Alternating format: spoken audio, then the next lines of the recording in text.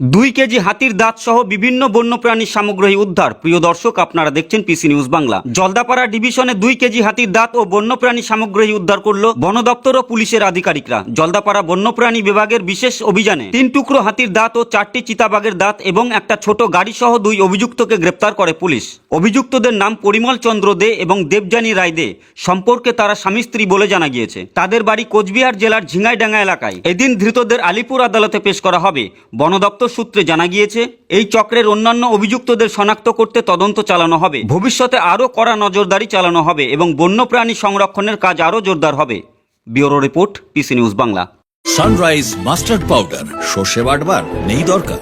এখানে সমস্ত ব্যবসা প্রতিষ্ঠানের বিজ্ঞাপন প্রমোশন করানো হয়। বিশদে জানতে আজই যোগাযোগ করুন।